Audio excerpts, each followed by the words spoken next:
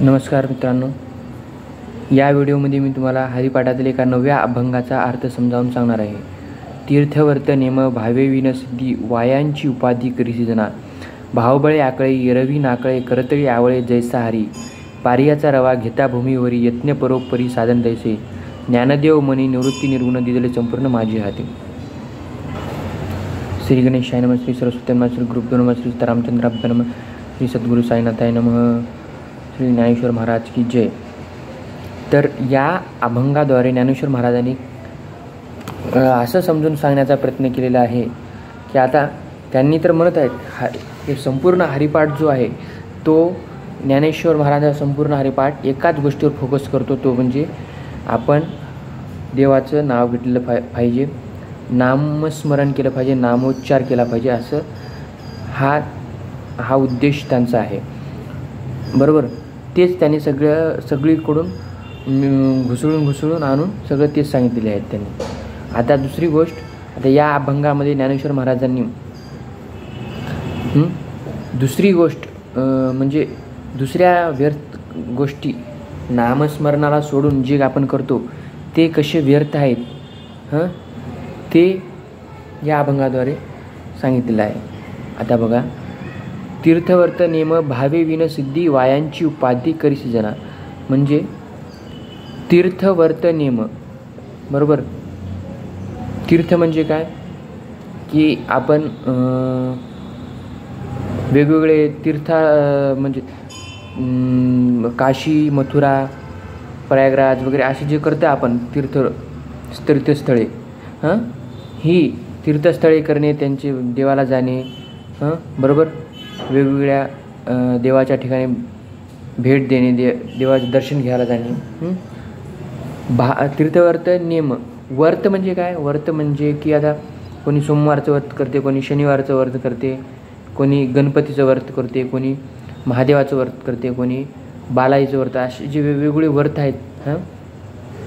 आणि नेम म्हणजे वेगवेगळे रूल्स, की या दिवशी हे खाऊ नये, त्या दिवशी उपवास करणे, हे जे नियम्स आहेत, नियम आहेत, बरोबर.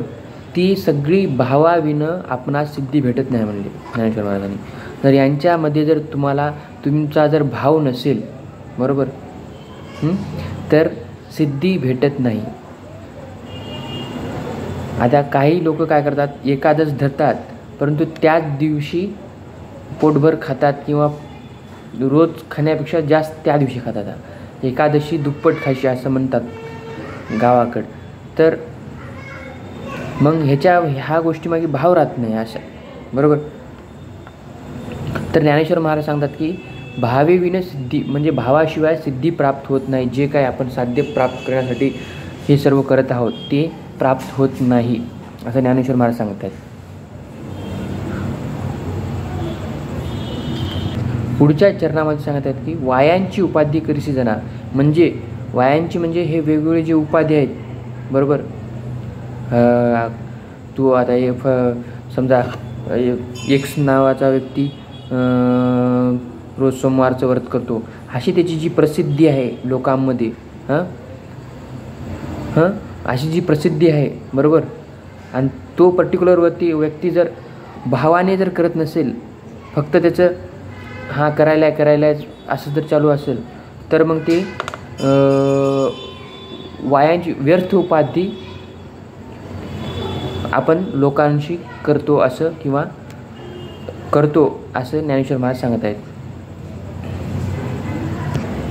नाव मोठे लक्षण खोटे, असं त्या पर्टिक्युलर व्यक्तीच्या बाबतीत दिसायला मिळते, बरोबर.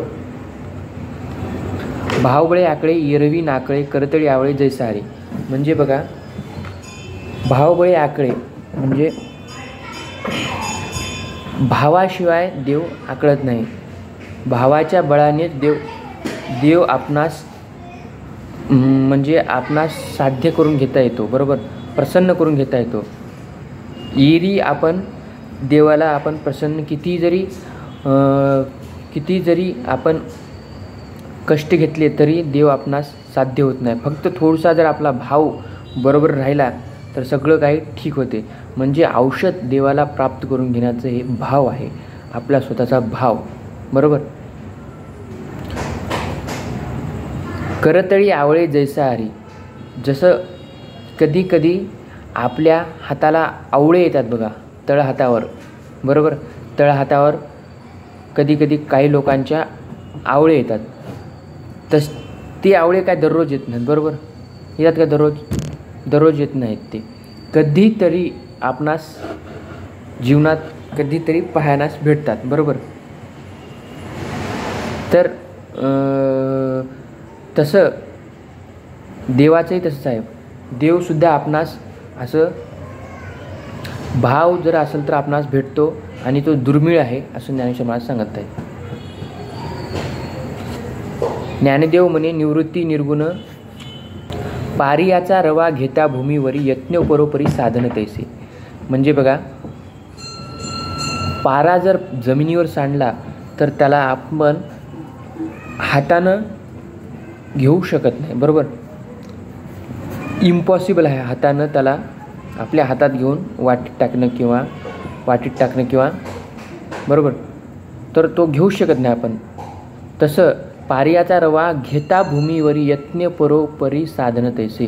तशा प्रकारे ज्या प्रकारे पारा जमिनीवर सांडलेला आपणास घेता येत नाही, भरता येत नाही वाटीमध्ये, पिलटामध्ये, त्याच प्रकारे किंवा तशा प्रकारे जशी आपली पारा सांडलेला जमिनीवर आपण घेण्याचा जो प्रयत्न करतो आणि त्याला जे काही प्रयत्न करतो ते इम्पॉसिबल तर आहेच, पण तसं जे काही कष्ट घेतो त्या प्रकारचे कष्ट त्यांनी उपमा कशाला दिली आहे की पारियाचा रवा घेता भूमीवर यत्न परोपरी साधन तसे. म्हणजे देवाला जे प्राप्त करून घेण्याचे साधनं आहेत हे त्याची उपमा दिलेली आहे. कशाची उपमा दिली आहे? पाऱ्याची उपमा दिलेली आहे. जमिनीवर सांडलेल्या पाऱ्याची उपमा त्या साधनाला ज्ञानेश्वर महाराजांनी दिलेली आहे. म्हणजे अतिशय कष्टदायक ज्ञानेश्वर महाराज साधनांना सांगत आहेत. बरोबर.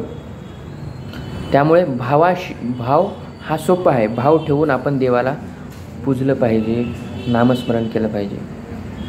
ज्ञानदेव म्हणे निवृत्ती निर्गुण दिले संपूर्ण माझे हाती. ज्ञानेश्वर महाराजांचे गुरु कोण आहेत? निवृत्ती, त्यांचे मोठे भाऊ. त्यांनी देव सगळं आपलं जे काही ज्ञान आहे आपला जे अनुभव आहे सगळं गोष्ट म्हणजे देवाला प्राप्त होण्याचे मार्ग वगैरे सगळं जे काय आहे ते त्यांनी ज्ञानेश्वरासमोर उघडकीस केलेलं आहे, ज्ञानेश्वरांना सांगितलेलं आहे. बरोबर. धन्यवाद. जय हरी विठ्ठल.